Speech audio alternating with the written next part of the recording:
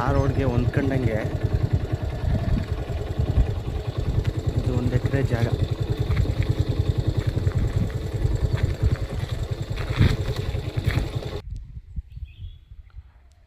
ಜಾಗ pure red soil.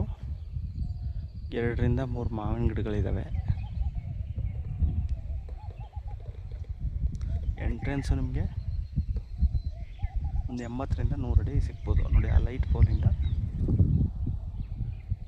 ಇಲ್ಲಿ ತನಕ ಚಾಮರಾಜನಗರದಿಂದ 14-15 kilometre. Chamarajanagar to Gundlupet NH ಇಂದ ಒಳಗಡೆಗೆ 1.5 ಕಿಲೋಮೀಟ್ರು.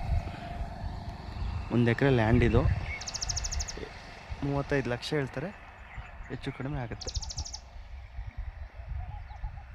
1 ಎಕರೆ.